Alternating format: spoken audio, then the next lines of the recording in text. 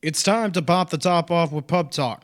Today, we got a lot to catch up on, so we got a lot of college football talk, and we will also have NFL talk coming up this week, Hops of the Week, and Pub Talk All-Stars to finish it off. But before we begin, Pub Talk is brought to you by Route 11 Chips. It is football season. Weekends are all about college and NFL football. Just by sitting on the couch or throwing a huge football party, you're going to need some chips, and Route 11 has got you covered. Since 1992, Route 11 has been chipping away to give its consumers a great and tasty product. So make sure you check out your local Martin's, Food Lion, and Giant to pick up a bag today. Okay, lights, beer, action.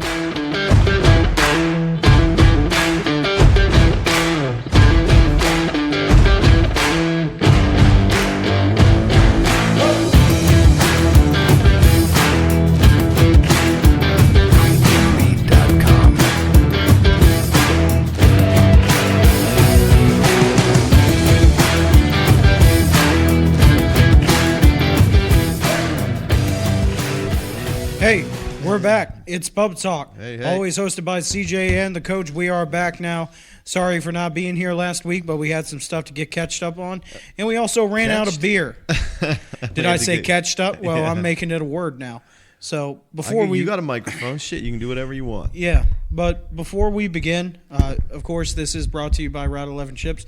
But before we get into the nitty-gritty and down to the sports, I just received word a couple hours ago that I lost one of my dearest friends and closest role models.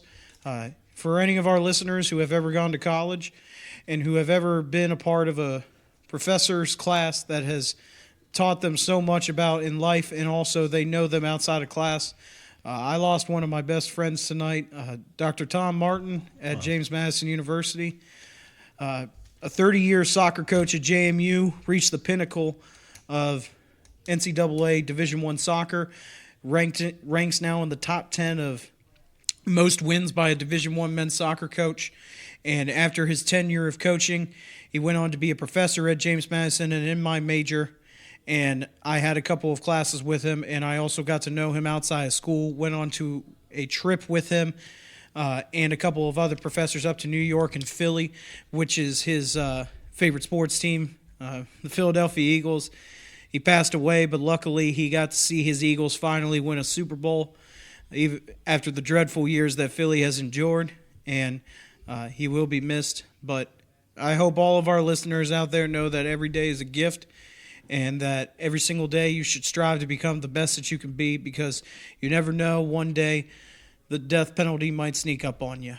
Because just know that every day is a gift and strive to be the best that you can be and be a good person, because I know Doc was.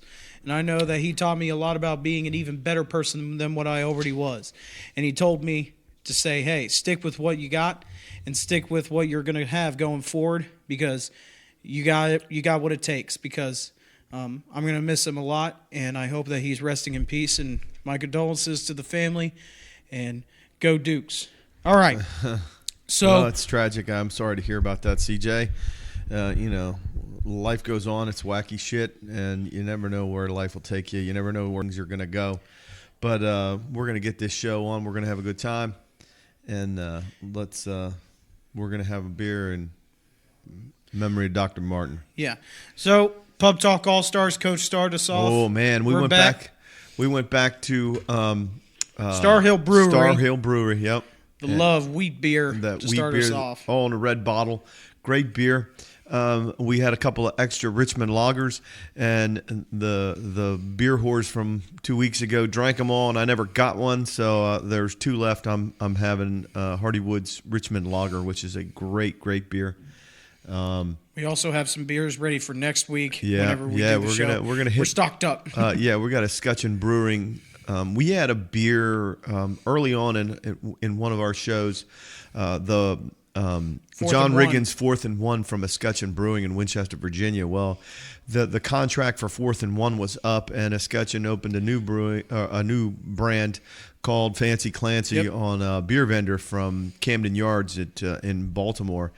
And it's a very similar tasting beer, very good. We're going to highlight that on next week's show. But today, this will be Richmond Lager and whatever else I can drink out of that cooler over there. Yeah. Beer is cold. Yeah, so we're going to go ahead and start off with Hops of the Week because we want to go ahead and catch up on a lot of the sports. Yeah. But we're going to start off with Hops of the Week. We do this every single week. Any segment that you want to say in the show, we are more than welcome to say it. It doesn't matter what type of topic it can be. It can be anything. And I'll start us off. The first Hops of the Week I have is about people. And let me tell you this. People are fucking bitches. Okay? I saw that. They are I know bitches. what you're going to say. And this is only That's the a first good one. one. I have another one. This is a good one now. So last week, I almost called it. I said that UNC would have a good game against Clemson. 27-24 was our score. Was my score that I said it would be. I circled it. I got it. 21-20 was the final because UNC decided to go for a 2-point conversion. And I'm happy with the call to go for it, but I'm not happy with the play that was ran. Trying to run the read option on the 2-yard line did not work out well. But we'll get into that later when we catch up on it. But apparently during the timeouts and during the halftime show, UNC would post pictures of the fans in the stadium, who are Clemson fans, up on the scoreboard saying funny bandwagon quotes because Clemson has won, and I'm going to say this again, 2 national championships in 3 years. They have won 2 national championships in 3 years. And they were posting a bunch of bandwagon photos up there. One said, also a Patriots fan, underneath one guy. One also said, still thinks Clemson is in Georgia. Another one says, doesn't know the head coach's last name. So it's just funny, harmless. It's not meant any ill factor or whatever. But Clemson fans, none whatsoever. And I went back and I saw the video. I saw the Barstool guys and how they presented it. It was so innocuous. It wasn't even funny. I mean, it was just simple, stupid fun. Yeah. They were just poking fun at the other team, and that's all it was. NBA does the kiss cam, and sometimes dudes aren't even sitting next to the girl that they think they're sitting next to. They're just sitting next to a normal. It's just taking harmless fun to a different level, and I think it was great. But apparently Clemson fans were like, oh, my God, this is awful. I can't believe they would do this travesty to us. You touched me there. Stop it. You guys are monsters. And they basically made the athletic director from UNC have to publicly apologize to these guys. It would have been awesome if he said just go jump in a lake or just, you know what I mean? Yeah, fall off a bridge, please. Right. I don't give a shit. Because honestly, my grandfather fought in fucking wars, okay? My grandfather fought in fucking wars, okay? And for the love of God, the man was under a hail of fire. I know he never talked about it, and I don't want him to because I would be horrified by it. But for the love of God, how does getting your feelings hurt on a scoreboard, that may be true. Who knows? You may also be a Patriots fan. You may also be a Patriots fan. How are you going to say, oh, well, that's offensive to me? How would they know that? And, what I'm saying is, you all are a bunch of pussies. Yeah. I mean, seriously. When did we as a generation get so fucking soft about this type of stuff? I'm 24 years old, and that shit was hilarious. I seriously thought it was. It was funny. I mean, that's all there was to it. And that's the thing with humor is it's in the eye of the beer holder. And so I'm sitting here with a beer and I'm looking at the video and I'm watching it and it cracks me up because it's just simple, stupid fun. But some jackass at a school had to ask for some sort of an apology, and I agree with you 100%, CJ. There's just no way. There's no way. And hold on, I got another Hops of the Week that has to deal with people. This is all about people this week. Mine is too. So the previous one was about people are a bunch of bitches. This is about people are fucking scum. Okay, this is about people being scum. A couple weeks ago, when College Game Day went to Iowa State versus Iowa, there was a guy who was in the front of the crowd, and he held up a sign. He said Rudy's offside. Rudy was offside. That's it. Every game, no matter what. No, he held up a sign that showed his Venmo account and says "out of beer money." And he had his Venmo account on there. And he was like, okay, I need some money. The guy got so much money. He got over $1 million. And you know what he did? Yes, it's 100% real. And you know what he did? He donated every penny of it except for one for a case of beer because that's what he wanted. and he donated every single thing to the Iowa Children's Hospital. You know how they do the wave to the is that cool as shit or what? Amazing. And you know what happened? The fucking Des Moines Register dug up tweets from this guy when he was 16 years old and posted them and said that it was some racial tweets back when the kid was 16 years old. And so they wouldn't take his money? Huh? They wouldn't no. This wasn't. They took his fucking money. This wasn't the hospital. This was the newspaper for the Des Moines Register, who said, "Oh, people can't be this nice. Let's dig up some bullshit on him and let's make him look out to be the bad guy because human beings can't be this nice. So let's go ahead and do that." It's the same thing that happened with Kyler Murray last year when he won the Heisman. Had tweets that showed up when he was 10 years old or 12 years old. It's like, dude, fucking grow up. And then the guy who posted and everything, his grammar was off. Yeah, exactly. And whoever wrote this article about this guy, they dug up tweets on that guy and showed that he was dropping hard R bombs as well. The same guy who wrote this article, they were digging it up on him. Good. Yeah, exactly. It's the old statement. Bite the bullet, son, because that's what's going to happen. Turnabout is fair play. Sorry about your luck, but pal. He donated over $1 million to the hospital. Maybe he should have paid for his college education and then donated everything else. It's unbelievable that they would do this to a guy who... Who cares? He got the money and he donated and he got a case of beer. What is he worried about? I know, but the fact that they tried to tarnish his reputation just because they believe that no one is that nice or is a decent human being in this world is absolutely garbage. Yeah. And you guys are fucking scum and you deserve to lose all of your there doesn't deserve to be a Des Moines Register anymore because you guys had to let this go through. Every single thing that comes through that register is checked and put out there and says, okay, yeah, go ahead and put this out there. You guys are fucking scum. You guys really are, because you have no idea what it means to be a decent human being. Everyone at this register, go fuck yourself. All right, on to the next. All right, on to your hops of the week. I'm done. I can mad. tell. I'm mad. I'm trying to send a message. This is an explicit language podcast here, and it always has been. And I don't care what you say. It is the truth, and everyone who has wrote about it since it has happened knows that you all are scum and you deserve to be fired. Hey. No, I'm not talking about just the guy who was fired. I'm talking about the entire register because, as I said, they let it go through. They let it go through and said, yeah, let him be show the world that he's a piece of shit. Show it. Yeah, fuck the whites. Like, just go ahead. Go on, coach. Go with the hops of the week. Wait a minute. I'm sending... Sorry, it's already. I can't it's tell. 13 minutes in, and I'm heated right now. I can't tell. Coach. You're a little. All right. Well, mine's a little bit about people too. Mine's a whole Facebook and Twitter thing. You know, I like a good political rant as much as anybody else. But when did Facebook and Twitter get away from showing quality shots of food that people eat? You know what I mean? I used to take pictures of my food and steak or a salad or a good meal. I don't even do that. You know, I used to do that, and I'd be like, "Yeah, see what I ate, see what I ate, see what I before ate. and after." And then 2 hours later, I'll show you what I had. Show you the before, the smiling, and show the. I don't remember eating any corn. Corn? I'm just kidding. But you know, now what has happened is these social media outlets, and I'm not getting political. Trust me, I'm not getting political.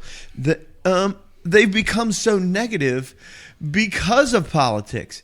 You have people unfriending and disliking each other now to the point where they're getting into these Twitter wars. They're getting into these Facebook rants. They're getting into all this shit. Guess what?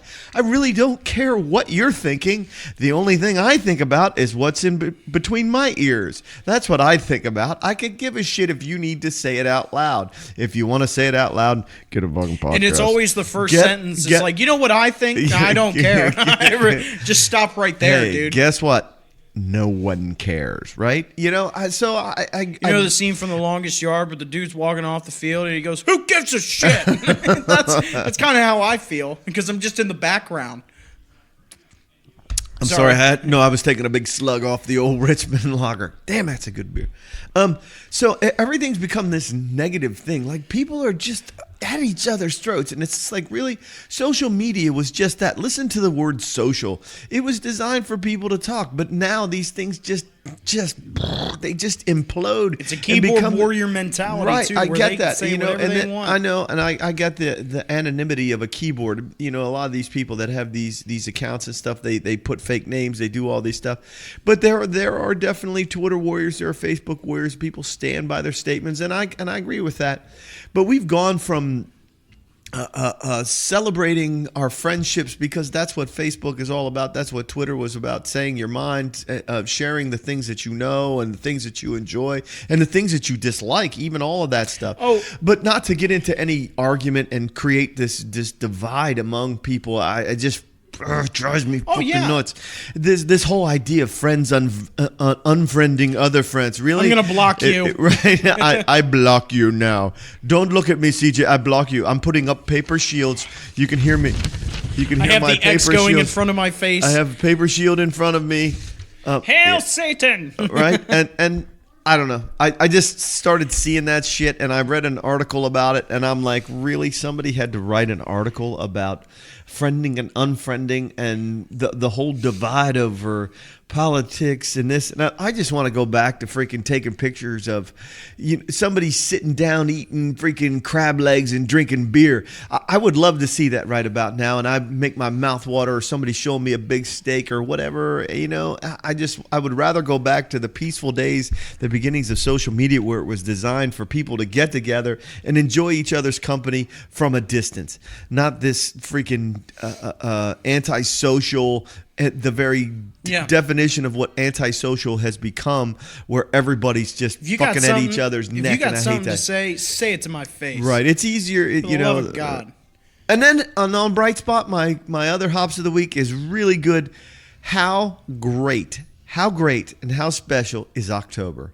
October is filled with Major League Baseball. Well, it hasn't been spectacular yet, because I was sweating outside earlier this week. Today was a very, very nice day. Oh, this I know. Morning, I went into film this morning. It was 45 degrees. It was crisp, beautiful, clean air, bright sunshine. And it only got up to 60 degrees. Yeah, I was so really, happy. it was really nice. It's finally I put on October. a sweatshirt and sweatpants Exactly. and went to film. It was felt great. But my whole thing is Major League Baseball, hockey, the NFL, the NBA. I was going to say, what's that third one? The NFL. Oh, the fourth one. I fucked that one up. I'm sorry. I was talking about the NBA. Yeah, the NBA. Okay, so I wanted to put them last. I wanted to put them last because I know at the beginning of the year, it's this feeling out process. A lot of these guys aren't in shape, so it's not some of the best basketball that you'll see. And while I'm not a huge NBA fan, it's good to see all of this professional athleticism on the court, on the field, on the diamond, whatever it is. I just really enjoy. And then you got to throw in freaking college football. And October's just a special month. You're going in Major League Baseball playoffs, the World Series, just a great time. And if we're not celebrating that on our show, Pub Talk, when we're talking about sports, drinking beer, you can't ask for a better month. We should have 4 great freaking shows this month, just because there's just so much shit to talk because about. We need to catch up on NFL football. But yeah, we're gonna have an extra show this week. And while CJ gets started on the lead into the next show, as we get into our next break, I'm gonna step away because our bartender doesn't seem to be helping out here, and I'm gonna grab myself another cold beer. Did you need anything? No, I'm good. All right, let's keep going. Let's keep driving this puppy. So as I said, we will have another show hopefully coming out this upcoming week to catch up on NFL action, because as I said, we missed last week, so we are gonna probably do a double feature this week. So this is actually coming out on Saturday night. It'll be up on Sunday. So the games we will talk about for NFL will be from last week, and then we will also give some insight into what we think will happen tomorrow. But we'll talk about that later in a shorter podcast this week. So we're going to go ahead and start off with college football. Last week, it looked like the games were not good on paper. As I said, the week sucked in football on paper. You look at a lot of the games, and for the love of God, there was no ranked opponent games last week. You had Michigan coming off of a blowout loss to Wisconsin, and they play good old Rutgers, who are probably the worst team in Division I FBS football. They probably just are. And people were saying they wrote the ship. Bullshit, they wrote the ship. They were the Titanic still, okay? They haven't gotten past anybody good. But the game of the weekend was...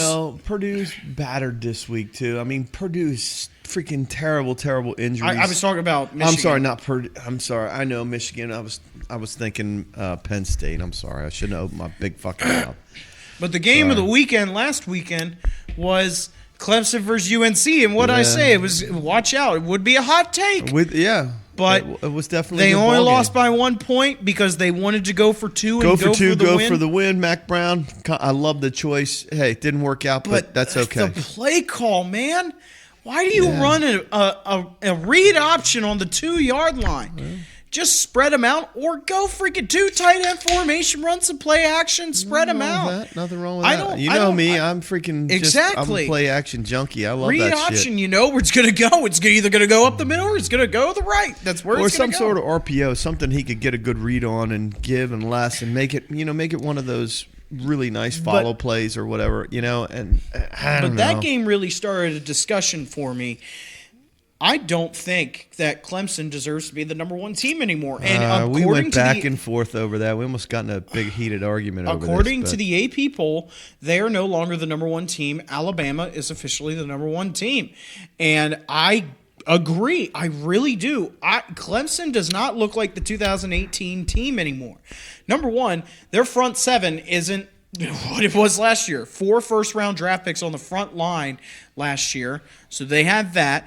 And then also, Trevor Lawrence has not looked like he did last year, putting up 44 points against freaking Alabama. Yeah. They played some down teams. Yeah, Georgia. Do you think there might be a little bit of a hangover, maybe? I don't know. I guess so, but Etienne, their running back, Travis Etienne, he looks fantastic. That dude is a freaking machine. That dude is good. But the passing attack just looks non-existent. And when I see them playing teams like Georgia Tech, yeah, they beat up on them. But then they play A&M, who is not a good top 25 team. Okay. Let's take a step back. Let's take a step back. Let's say this. Let's say that this passing game.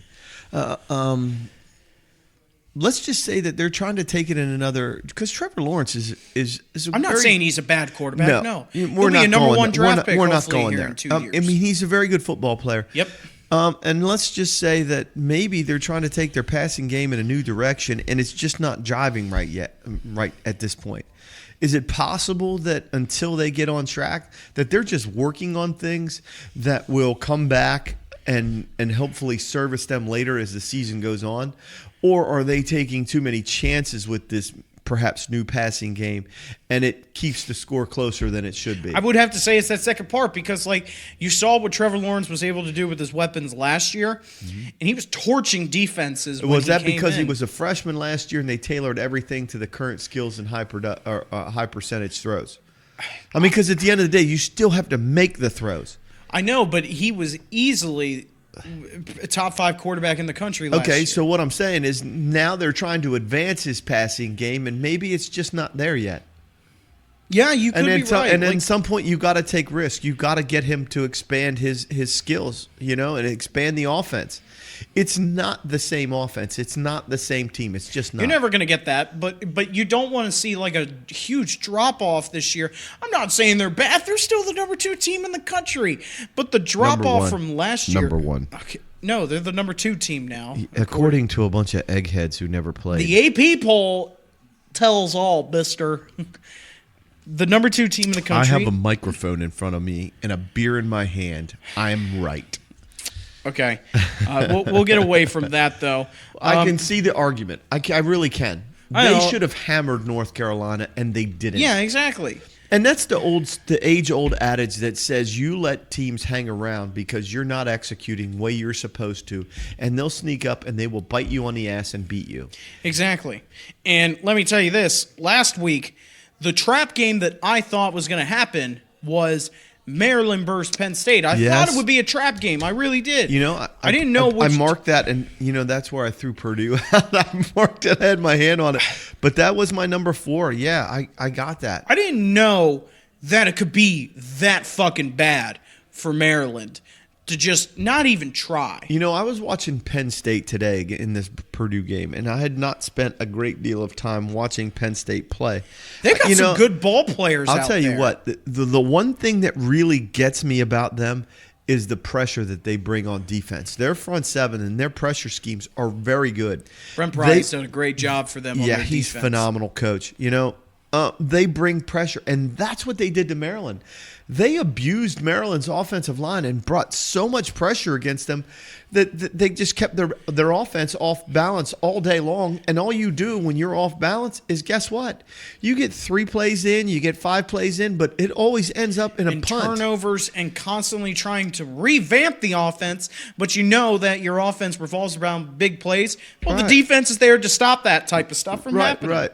And another thing that I noticed about Penn State this week that I know this as a coach, but one of the things I hadn't seen because I watched so many freaking games and so many things is that Penn State special teams are very good. And I'll tell you what, you get an offense. You got an offense that starts clicking a little bit. You got a great pressure defense, and you play good special teams. You're going to beat the shit out of average team. You're just going to dominate them. You just have to be efficient on offense. You have to just stay. Doesn't matter what team you're playing. You have to be efficient. Yeah, you have to stay on schedule. Keep moving the chains, and eventually a big play will happen, or you'll just grind out plays and you'll get in the end zone. But the thing about Penn State that I've noticed, the game going on in the background is Ohio State versus Michigan State, top 25 matchup between number 4 and number 25. That's why our show is being on at this time, just simply because we wanted to be watching this and talking football, drinking beer, and doing a show. You can't get that's the trifecta of fun. Okay. Anyway, yeah, I completely agree. I kept saying it now. Ever since they dominated Maryland, Penn State is on a collision course with Ohio State. They are. Because the reason is Ohio State is putting up a lot of points, but they're not playing very good teams. Because, come on, man, national television. Why the fuck is Ohio State playing Nebraska? And it looks like a JV matchup. It really does. It doesn't look even close. Nebraska was ranked 25th, and Ohio State demolished them 48-7. Yeah. Now, the only thing about the Scott Frost project that I will give him credit for is that he's only had one true recruiting season. So there's time for him yet. It's not like he went into Florida and completely flipped that program. He walked into that program with a good quality program Fields already. Goes down. Good. Huge sack. Sorry. Huge. Goes 3 and out the first drive. Wow. Didn't even Michigan get anything. State. And we talked about this in the car. I didn't think Michigan State has a good defense, though, because I saw the way they played against some teams, especially Arizona State. They were non-existent. Yeah, they were just off balance. And Arizona State, ASU, they just Broken Condom State could not just beat them at the end of the game. Sorry, I think that's a good analogy for them. Yeah. All right. So your mother just sent me a text saying Virginia Tech beat Miami with a big question mark. Yeah, they pretty much dominated Miami. Jeez. But okay. Thanks, Mom. We'll talk about some more games, then we'll move on to the next week. But one of the nationally televised games was one of the top 10 teams in the country, and it was Oklahoma versus Texas Tech. Yep, got that here. Game number 5 on my list, buddy. And when I look at that game, I go, why? Why was this game on national television? The Red Raiders, cool name, but terrible fucking team. I watched that first half, I turned my TV off afterwards because it was trying to just. Those games. Excuse me. Those videos of the crash test dummies just going into a brick wall? That's Texas Tech because every single time that they would try and tackle somebody, the body would just fling off the Oklahoma offensive player. Like, it was terrible. Got to get the old weight room, huh? Exactly, but like their defense is absolutely atrocious. I'm sorry, you give up 55 points, and that's a struggle to win. But even Oklahoma's defense was not that good, because Texas Tech isn't nothing spectacular either. Yeah, that was last week, but Oklahoma puts it on Kansas today, scoring 45. I mean, Oklahoma is what's their ranking now? Michigan State fumbles the ball, and Ohio State's going to get a big return out to the 27-yard line. Damn. Oh, man, what a way to start off for your defense of Ohio State. White boy picking it up on a defense. Wow, that's weird to see. Okay. Well, just keep throwing it back and forth at each other, and shit'll end up. Yeah, but they got good field position now because of that. Anyway, but Oklahoma's ranked number 6. And you're led by a potential Heisman Trophy candidate at this point in the season. Jalen Hurts, 1,300 yards passing, roughly 12 touchdowns, single interception. He's on pace to throw for about 4,000 yards. I don't know if that'll be considered, or if that. I'm sorry, I'm just looking at it. I'm trying to watch the replay at the same time, and I just dropped my mic. But it looks like it'll be. Yeah, it looks like it was reviewed, and it's going to be Ohio State ball. But anyway, yeah, Oklahoma. Who'd they play this weekend? Kansas. What is this? Like, what are these teams that they're playing? Go watch basketball. Kansas, led by Les Miles. They're coming out of the darkness. They're playing a lot more. Hey, 45-20 to score 20 points against them. That's more than Texas Tech scored against them. And Kansas has been traditionally awful. But like I was saying, Jalen Hurts on pace, 4,000 yards maybe. 4,000 yards on a season, what, 24 touchdowns, 25 touchdowns? He's not my favorite Heisman candidate, though. I get that, but I'm just telling you what he's leading. So if you're going to score a shit ton of points, you can give up points. Okay, well, let me ask you this, though. Who would you consider for the Heisman at this point? Because mine's a dark horse, and I know he's not going to win, but I still think he's the best player in the country right now, and that's Jonathan Taylor from Wisconsin. He had 5 touchdowns today for 186 rushing yards. He's special running back. And the thing is that last year, Jonathan Taylor rushed for 2,200 yards, and he finished 9th. He finished 9th in voting. So I don't see it happening again, even if he does great this year, because the last running back to do it was Derrick Henry, and he's a specimen. Derrick Henry is nothing short of spectacular. I don't like his hair. But the rest of them's pretty good, but the hair. I get the Jalen Hurts. He looks like he has a fantastic. giant turd on the back of his head. A bunch of turds. Yeah. Oh yeah, I know what you're looking like. Right. Yeah, he's got the ponytail. He's got a baby arm ponytail. When I call baby arm, I'm talking about a giant shit that looks like a baby's arm. But that's just me. But Jalen Hurts does look good. Yes. So does Justin Fields. He does. Yes. I don't disagree. I'm just talking about when you look at the best college football player.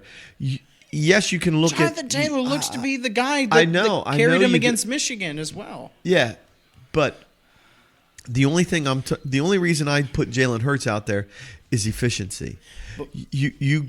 We'll have to see what he's like against Texas. I mean, he's thrown 1 pick. Right, yes. That is absolutely true. There are going to be some teams that he's going to actually have to try against. Right, they're beating teams they're supposed to beat. Yes. I didn't even put his rushing yards in because I was looking on stats, and I'm just like, you know what? All right. This guy's already good for 2,000 yards already this season combined. Let's get off of one of the worst games of last weekend. One of the best games of the weekend, the score probably doesn't show. It was Notre Dame versus Virginia. Yes. And Ohio State misses the field goal. They get perfect field position and shank it just like Cody Parkey last year. Oh, the double doink. It wasn't a double doink. Yeah, they should have put one in his. Never mind. But Virginia versus Notre Dame. I thought this would be a great game because Notre Dame, other than UNC, is probably going to make it to the ACC championship game against Clemson and probably give them a run for their money against Clemson this year in the ACC. And I really thought that they would, and I thought that they would play great against Notre Dame. Notre Dame came off of a loss to Georgia and put it on Virginia. They showed no signs of weakness against them. Well, they just stumbled across the finish line this week against Bowling Green. Who, Notre Dame? Yeah, it was a blowout. It wasn't even. What do you mean? I'm just teasing. You know what's a shocker right now, and I'm looking at this, and we talked about them before and how bad we thought Tennessee was. We just threw it out there. Tennessee's really bad. Tennessee's beating Georgia right now, 14-10, going towards the half. Or at the start of the second. After the linebacker got expelled or suspended from the team, one of the linebackers got caught cussing at a freaking policeman because he got pulled over. Oh. Yeah, he got caught cussing at a policeman and he got released from the team. Hands up, don't shoot. Oh, fuck you, cracker. Cracker, ass cracker. That's all good. Yeah, I know. But Notre Dame. What the hell are you thinking that you can yell at a police officer, don't you know who I am kind of thing? I don't get it. There's a lot of political correctness about that right now. We're not going to get into it. Yeah. Virginia, number 18 team in the country. I think they're a very dominant threat for the ACC to play against Clemson in the ACC championship. I'll tell you what. I said this before. I've been Bryce Perkins. I love. I've been to spring practice there many times. Bronco Mendenhall, and I've told you about Bronco Mendenhall and the things that he's been able to do with that program.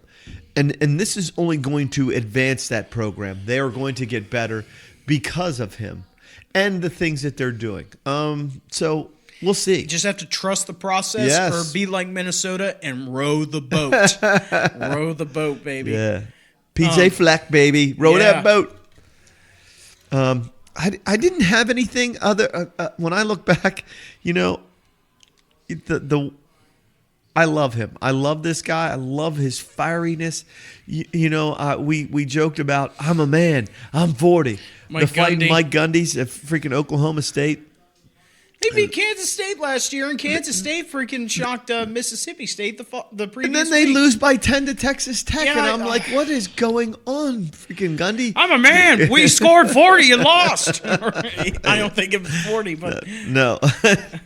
But I guess this is the crazy thing is this is why I love college football is 1 week you're staring at freaking just whipping somebody's ass and then you know you got a DB who gets his girlfriend pregnant, he lets up 2 touchdowns, and the next thing you know your team has lost, and you know it's as the school turns kind of thing.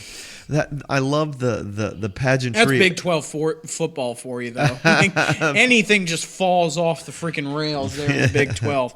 But as I said last week, on paper, the games did not look good, but the games they showed up somewhat. Yeah. Like the primetime game, though, as I said, Ohio State versus Nebraska. That's what I think about that game. Yeah, I put that on my list. I had that from last week, and I thought, this is not going to be one of those things. It was a question mark. It turned out to be a turd city. One of the things you and I had talked about earlier today, and I didn't want to think that Florida was good enough, but Florida hanging on to beat freaking Auburn by 11. Yeah, we'll get into that here in a minute. We'll talk about this today's game. I'm just saying about the things that we talked about from last week, and you raised a question about it, or not 2 weeks ago, and now here we are wondering how good Florida just might be. Michigan State just fumbled the ball again inside the 20-yard line, and gave the ball back to what the fuck, Michigan State. Oh, my God, dude. What is going on here? He's looking at D'Antonio going, I'm trying to keep it close, Coach. I'm just trying to keep it close. I need the line to work, okay? Well, I got money on this game, boy. I need the money. Hey, bad beats. Scott Van Pelt. Bad beats. Stanford Steve. No, I don't know what you're talking about. Yes, you do. Bad beats on ESPN. Oh, you don't watch ESPN. That's why. I don't watch ESPN anymore because it's stupid. It's very politically way to correct define now. it really well. Yeah, it's stupid. All right, on to this week. Today is Saturday. Like I said, this will come out. So we have some games going on, and the biggest one is Michigan State versus Ohio State. You also have Georgia playing Tennessee. Yeah, but we thought that Georgia would beat Tennessee very handily, yeah, but we it doesn't thought look they'd to be that smash way. them. Well, it's not starting out that way. It could very well end up that way. Oh, yeah, it could very well end that way. After you get those adjustments at the half and somebody wakes up and says, what the hell's going on? But today, Penn State continuing on their reign of terror in the Big Ten for the teams that they have played. They beat Purdue 35-7. They go up 21-0 in the first quarter, and you're like, all Take right. your foot off the gas pedal kind of thing, you know. But even then, it's like, don't. No, it was set up by a special teams turnover, and I get all that. And I just got done saying that Penn State had good special teams. But it wasn't the kick returner. It was a coverage thing where it bounced off one of the players, and that's just set the wheels in motion. I also understand this game a little bit more because going into the latter half of the season, you're going to need those players in big games, and you don't want them to get hurt in a game like this against Purdue. You don't want them to get hurt in a game like this against Purdue. So I don't disagree with wanting to take them out. But when you go into these other games, you can't do the technique of, let's play not to lose, because that will not work. You're going to play Ohio State in Ohio. You're also going to play Michigan at home, and you're going to play Michigan State in Michigan State. So you need to be ready for these teams. So Penn State played very well. Another team that is showing eliteness right now. Eliteness. Eliteness. It's a new word I came up. It's in CJ's dictionary. I saw that once. You saw. I've sold 2 copies then. Okay. LSU put it on Utah State. Yes. They're a top 5 team. Wasn't that to be expected, though? LSU looks tough, don't they? They do, but the thing is like I said, the latter half of the season, you will play the opponents that you don't want to mess with. You're going to play Auburn. Yeah. You're going to play Alabama in Tuscaloosa, and you're also going to play – they don't play Georgia. No, I don't think they play Georgia. But you're going to play those types of teams at tough opponents late into the season. So that's what you want to see from your team right now. Can you put points on the board against bad teams that you know you should beat? Yeah. Because against Texas – they let 38 points get scored on them, okay? Well, that's not what... You know, LSU or Texas is not a bad team. I mean, they're just not. And for us to say that, you gave up 42 to Texas or whatever, come on. Texas is not a bad team. No, they're not. But LSU, they're on a collision course with Alabama as well. It was on a bye week this week. They're not playing. So on to the next one. Top big matchup is Iowa versus Michigan, and Iowa fucking shat the bed because they got 3. The final score was 10-3, and Iowa. Were they drinking? Iowa, the one time that they could get inside of Michigan territory late into the game, it was 1st and 40, man, because they kept doing false starts and holding penalties. That happens. It happens, yeah, but not 1st and 40. Like, come on. And even in the big house, you want to stun them at the big house. Army had a chance a couple of weeks ago. Can anyone beat this overrated team in the big house, please? Please just beat them. Ohio State's going to play them there this year. Yeah. Please, for the love of God, beat the shit out of them. Please. Because Ohio State is going to rout Michigan. Michigan is so overrated, it's not even funny. We said that a couple of weeks ago. I thought so myself. I love Harbaugh. I love some of the things that are going on. I told you about Tyrone Wheatley, and he's the running backs coach there. And I went to a clinic and got to meet him. And I was at a very small collective clinic, and we got a tour of the big house and the brand new Bo Schembechler Hall and the whole 9 yards. And they just have a great staff. As much as I'd like to dislike the program, having met some of the guys and the things that they're talking about. Oh, I'm sorry. Yeah, we're just watching something else. We're watching JMU and Stony Brook go at it, too, at the same time. I just couldn't bring myself to dislike the things that Jim Harbaugh had established there. I think that that's important in having a program.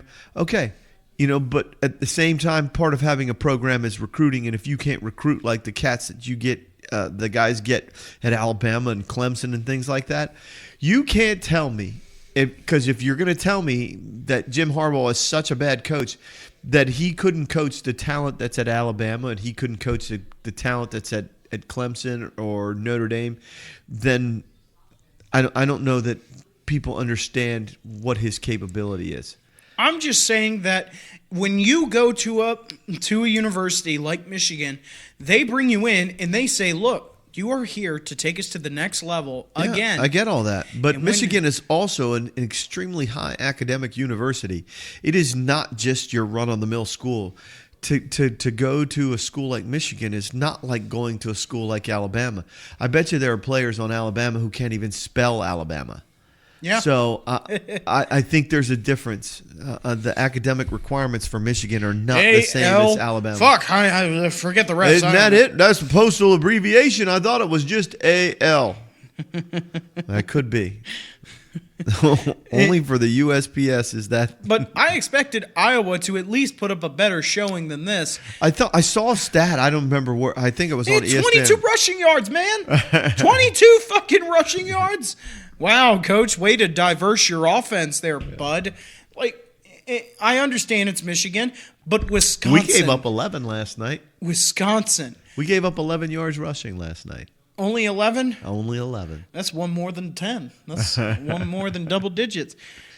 Wisconsin pounded the rock against these guys. Like, they made them look like a JV team. They really did. Well, when you look at the structure of Wisconsin, their offensive they're line cheese is fed. like, Come on, they're fed by but cheese. their offensive line is the star of that team. It I really know. is. That's the special part of that because I coach O-line, and I'll tell you what, man, there is nothing better. Our What running. the fuck, JMU? You get a 30-plus yard play, and the tight end fumbles it again. Nice job. Great offense. Hey, Sorry. we rushed for the better part of 300 yards last night, and it was because our offensive line dominated. And so, as much as I would love to have a couple of the cats who play for Wisconsin, I totally love why they're successful because their offensive line, their two tight end and three tight end sets. That stuff just freaking gets me freaking. A part as an equipment, that just gets me so excited when I see that shit. When I was a part of as a student equipment manager, when we played North Dakota State for the national championship, the offensive line of North Dakota State breeds offense. Like they breed offensive linemen in that area, and their offense was not special or fantastic by any means. Like they don't run spread offense. No, they pound the rock because they have those boys to do it. And yeah, up in that area, you're absolutely right. You're absolutely right that they breed offensive They say linemen. corn-fed, I say cheese-fed. Wisconsin cheese. Yeah. Cheese-fed. Cheeseheads. All right, on to the next. It just finished a couple minutes ago. Florida beats Auburn, who I thought was very overrated. I misjudged it. I misjudged them. I did not. I won't say that I misjudged Auburn as much as I misjudged Florida because Florida's quarterback went out. And when he went out, I'm thinking, oh, well, you know what? It's just going to be Their another backup Florida. went out, yeah. He wasn't the starter because Felipe Franks started the season. That's what I for him. mean. That's what I'm talking about. When Franks went out a couple of weeks ago, I'm thinking to myself, okay, Florida's going to run into one of those seasons. But to show up and show out against their defense Auburn, is very good. Yes, It really and we is. talked about it. We talked about the whole idea of being able to pressure another quarterback and Bo Nix. And you provide pressure against somebody and you play great defense, you give yourself a chance to win. Exactly. And what I saw from Florida is they love to bring pressure. That was the biggest thing from the season, from the start of the season is Florida's front seven loves to bring pressure. Yep. And they did today. And Bo Nix, this was the biggest question mark for Auburn is that Bo Nix is not the most accurate passer. Sure, he can make plays happen with his feet. Yeah, he's a gamer. He tries to set it up with his feet. You're right. But big-time plays, like big plays down the field, that's not him. That's really not him. isn't. It isn't. And that's what you need from a guy. Because those are high-risk plays to begin with. They're not high percentage things. Exactly. I'm completely happy with Florida. Auburn, now the tough part of their season is still going to continue. They're going to play LSU. They're going to play Alabama in the Iron Bowl to end out the season. It's going to be in Auburn as well. It's going to be for the Iron Bowl, and it's going to be a tough, rough half of the season. I would not be surprised if Auburn goes 8-4. I just would not be surprised, and it's a shame. But I'm also just how bad is that when you go 8-4 and somebody goes, "That's a shame." Because I really do think it is. What are you supposed to be? 10-2, 11-1. I think you 12-0? should be 11-1 with the type of players that you have on your team. You have an elite. Auburn has an elite defense. They really do. Their defensive line caused 5 turnovers today, and they still lost. They caused 5 turnovers, and they still fucking lost? Yeah. That's terrible. We talk about the turnover game, and the other week, last week when we played, we had 4 turnovers. And it cost us. 4 turnovers. I'm sorry. I'm just saying 4 turnovers. And I'm thinking to myself, the chances of winning being -4 in the turnover game is like 90%, 92%. Your chances of Auburn winning. also, Bo Nix threw 3 interceptions. Yeah, I know. That's really bad, too. That's what I'm saying. We threw 4 interceptions. That was our -4. And when you go -4, you're into the 90+%. Shit. Yeah. You have single-digit opportunities to win. That's not very good. No amount of defense or special teams will help you when you're -4 in the turnover game. So, hey, you get bit on the ass and you wake up, and you never know. Auburn may come out of nowhere and just whip somebody's ass and finish the 11-1, I don't see it 10-2. happening, but you could be right. But I don't see it happening, and I'm sticking by that. Maybe that's really Gus Malzahn program, though. What's that? Maybe it's a Gus Malzahn thing. Yeah, they've been. What did they win? Was he there for their national championship win when they won it with Cam Newton? No, that was shit. But it wasn't Gus. He was no, there. It was not Gus he was there Malzahn, when no. they lost to Florida State, though. He was there when they lost to that. A couple other games, and then we'll get to. Actually, we'll do one more, and then we'll go to NFL action. It's a bit of a shocker. UCF has now lost 2 games in 3 weeks now after winning 27 regular season games in a row. They have lost to Pittsburgh now and also Cincinnati. They've fallen off completely. Pittsburgh runs the Philly special on them, and they win on a 2-point. Gene Chizik was the guy. That's who it was. You're right. Gene Chizik. And then they lose to Cincinnati on Friday night.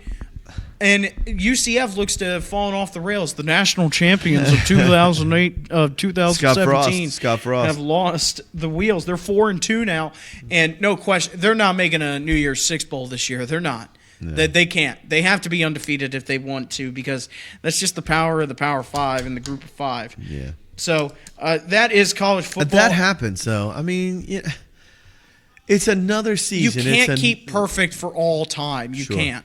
It's not going to happen. Unless you're Miami. So, real quick, Dolphins, we'll talk about NFL football. Yeah, they're the only team to do it in the NFL. We'll talk real quick about NFL action for tomorrow because, like I said, we will catch up on NFL action this upcoming week. A short little, let's say, 30-minute to 40-minute show, maybe that, on last week's showing of football and this week's showing. So, tomorrow... What the fuck, NFL? You only have 2 4:00 games? 2 4:00 games? That is a travesty. And when I wake up, I expect to see football on at 9 a.m. from the London game of the Bears versus Raiders. And I'm not even going to get that, man. Nope. It's not even going to be on until 1 o'clock because you know why? Roger Goodell said, fuck you, CJ, and your Pub Talk podcast. That's what he said. So what are you thinking, Bears and Raiders? I hope Khalil Mack has the game of his life. I really do hope he does. Part of me wanted that, but another part of me says this is what separates the Bears. They're 3-1. Yeah.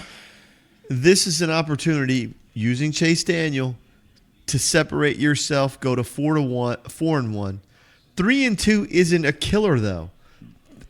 You're in a good position either way. I think so, because the Raiders sitting at 2-2 are not a bad football team. They're a team in flux, and I can't figure out what it is about them. Why they will play well one week and then turn around and completely shit the bed the next week. I still think the Bears are a better football team than the Raiders. Oh, yeah, no question. The Bears' defense is fantastic, and I don't see Derek Carr with a very mundane offense. Josh Jacobs, we saw, people want to talk about Josh Jacobs and seeing how he's being a good rookie running back, and he is.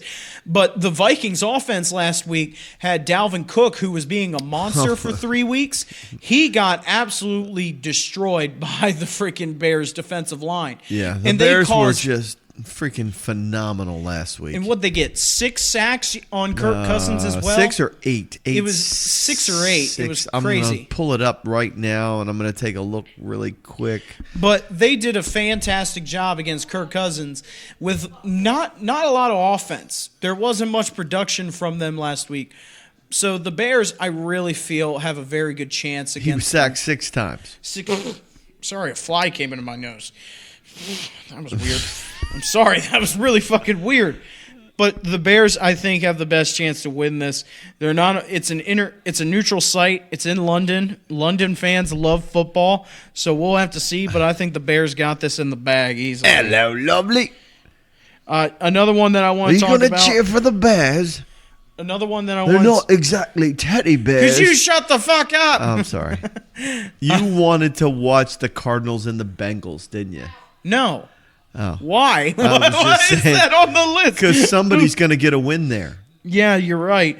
And they're 0-4, both teams. No, the 0-3? Cardinals 0-3-1. They tied. So it can't be the worst season ever. So at least they tied. It smells like it, but it. So you're telling me there's a chance. But a team I want to talk about is the Steelers got to win. I'm very happy for them. They played very well against Cincinnati. Yeah, they did. They did play well, And- but Cincinnati's an 0-for team. Yes, I know. You're and it was a supposed dumpster to, fire. You're supposed to beat them. and it was and now the Ravens are going to play against the Steelers in Pittsburgh, and I hope that the Steelers can produce. I really hope that because the Ravens have come back to reality now. Yes, I wrote that down on my side. Told you so. The Ravens beat the Dolphins and the fucking Cardinals in 2 weeks. I can't remember how I said it, but I'd asked you if the Wonderlic had anything to do with quarterback. Oh, sorry. Oh my God! How many chances? I'm sorry. I just Michigan State penalized for face masking. Because he did. Oh my God! His whole helmet got turned sideways. That's terrible. He's looking out through the ear hole. Oh, Looks that like Clay lineman Matthews Jr. over there. That lineman got rolled up on. Man, I hate to see that. God. So the Steelers, yeah, Mason Rudolph looked very good. Like it is Cincinnati, I don't care. You get a win, you get some momentum going, and hopefully we can beat the freaking Ravens. Yeah. It'll be cool. And if we win, we'll be in first place in the division at 2-3. We will, because we'll beat the Ravens. Yeah. But anyway, that's going to be a game. I think that this game is. I think this next game is a big chump and a big dump the piss on them. I wrote that down for last week. Dump the piss? I thought it was warm beer. Warm beer. Dump the warm beer on them. Yeah. Is the fucking Redskins. Because not Oh, only man, have did they they been draw. playing like crap, they got to play New England this week Yeah. for a chance to try and get some hope back in them. And they're going to play against the best team in the NFL right now. Yeah, and the Patriots. Well, okay, you say they're the best team. I do. Defensively, they're still a mystery to me. They should be absolutely dominating people to allow a team like the Bills, who are not bad. Don't get me wrong, to hang around that much. Fourth down for Ohio State after that face mask penalty. It's 16-10 game. Is it a factor of the Bills playing well and Brady not playing well and the rest of the offense not clicking? Or no, I really have to attribute that game to a lot of the Bills' defense being really good and trying to do as much as they could. Yeah. To try and help out. And I really think that, the Patriots' offense isn't where it used to be. But as I said, like, come on, the Bills' defense is the number 2 defense in the NFL right now. They are a very good defense. So you got to put it. So you got to put some praise on that. But the Patriots' defense is still phenomenal. yes, they it really is. are. Patrick Chung's not playing this week. Rex Burkhead, he's out as well. So you got James White, you got Sony Michel. You got TB12 and his whole host of freaking receivers playing against what essentially is a brick wall defense. So, and then of course another big game to talk about this week is Packers versus Cowboys. I saw that. I put that on my number 2 list on the told you so I put him under told you so just simply because the Cowboys, you know what? Dak Prescott is a good quarterback. He's a good quarterback. Will I say he's very good? He's elite? No, I won't say that. Is Ezekiel Elliott elite running back? Yes. Is the rest of that team, can they be put in that elite status? Can they be considered a playoff team, a strong contender, and all that stuff? People are ready to anoint these fucking guys, and they haven't done anything yet. I don't know if it's a Jason Garrett-led program or whatever it is. I don't know. And New Orleans defense was badass. They played them very tough. I said in the Dome, it is a different place to be. Yep. No matter how good your offense is, it is. You know, I put that in my told you so columns. I put the Ravens, I put the Cardinals. I don't want the Cardinals to be in there. I like what the Cardinals are doing. I like the things in the direction that they're headed. I don't know if Cliff Kingsbury is the answer for the Cardinals. I don't know if Kyler Murray is the answer for the Cardinals, but I don't want them to be in that told you so kind of thing. I don't want them to be there. Yeah, I don't mind so the either. Cowboys being there. I don't mind the Ravens. Oh, I don't think so. I don't care about them one lick. Right. Raven. The Browns completely dominated them. Oh yeah, no question. Nick Chubb, my God, is he? He's something done else? for the season. And now they have to wait for Kareem Hunt to come back. I'm sorry, it's Bradley Chubb's done. Oh yeah, he tore his ACL. Yeah, I was that's like, not wait good. a minute, hold the You phone. said Nick Chubb, and I heard Chubb, and I got a Chubb, and sorry. Okay, moving on to the next. It was my what? It was my pub star, my pub talk all-star alternative that had me loose tongue. Okay. Another game that I want to talk about is the Monday night game. Huh? And for the past couple of years, these two teams have been the laughingstock of the league. Even when Kaepernick was with them for his last season. The Browns and 49ers are going to play on Monday night, and the 49ers are undefeated, people, and they are looking good. Jimmy G's playing well. They really are. I think they got a good, solid defense. They're well-rounded. Exactly. I feel really good for both Schottenheimer. sides, yeah. I feel really good for him. Oh, yeah. I'm happy to see him do well because, he got stuck into a bad situation at New England because he knew he wasn't going to play. He knew he wasn't. Yeah. New England is Garoppolo? I wonder why he's not going to play New England, and now he's finally got a chance. And Kyle Shanahan looks to be the right Shanahan. coach. When I say Schottenheimer, Shanahan. You've had too many beers right now, Coach. No, I haven't. But I don't know why I said Schottenheimer, but it's Shanahan. But Shanahan has had a really good chance on him. He's built him for the past 2 seasons now, and he's finally got him healthy. And He had the his offense, kick in the nuts last year when he with went the out ACL, with the yep. And now he's got his chance, and they're looking good right now. And George Kittle is his top target, and he's got a really good run game with the 2 running backs that he's got with Breida and I forget the other guy, but it's not important. They're looking very strong in the Browns. They're going to be a tough opponent, and I'm sure it's going to be a good game regardless, though. So I'm happy to see it, and I hope. And this weekend looks to be a good group of games. But right now, that looks to be it for us, though, guys. Do you have anything else to say, Coach? I did have one. I had. Damn it! Say it ain't so. Oh yeah, the Rams. 2 losses. You give up. 55. You lost to the Buccaneers. You lost to $5 to Tampa, or 55 points to Tampa Bay. Yeah, and then you lose to Seattle. It's hard to win to Seattle, but still. Yes, and Seattle's a quality team, and they're coming together. They're a sleeper. And then my other one is to dump the warm beer. Holy cow! Is Jay Gruden and the Washington Redskins? Oh, I said that. Just like a picture they're terrible. of just. I don't know. They're warm the milk. R words are really bad right now. They're warm milk right now for me. Jay Gruden. They're that chunky style too, man. Yeah, I'm talking Alien Nation where they just dunk some oatmeal raisin cookies in some chunky milk. It's just a terrible combination. Like the R words are doing really bad right now. And then I have one other thing. I have one other say. And your brother would agree with me is, if anybody sleeps on Philadelphia, you're going to end up with an L on your freaking. in your on schedule. on your schedule. Yeah, You're know. going to end up losing. Because they shouldn't have lost to Detroit, but they kept shooting And themselves in the foot. Detroit had an opportunity to freaking take down Kansas City and let them slip away. Exactly. So I wouldn't sleep on Detroit either, but you sleep on Philadelphia, they're going to get a little better and a little better, and once they get completely healthy, holy shit, they're going to be a force. They're going to be a force. Absolutely. I mean, they took down freaking and we'll talk about Aaron them Rodgers. playing against Green Bay this upcoming week and how they'll do against the Jets tomorrow.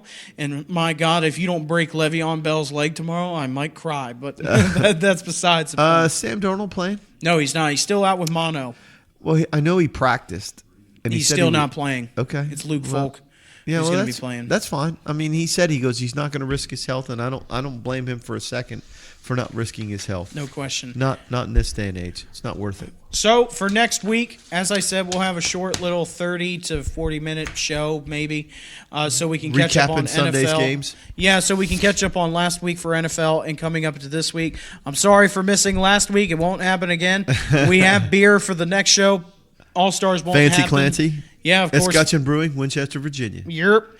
Thank you, Star Hill. Thank you, Richmond, Hardywood Brewing, Richmond Lager. Thank you again.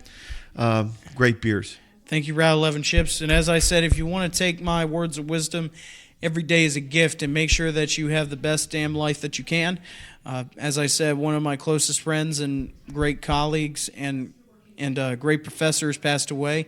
I hope you guys have a wonderful weekend, have a safe weekend, and as always, guys, this is Coach and CJ, and I am very offended by scoreboard postings. Have a great weekend, y'all.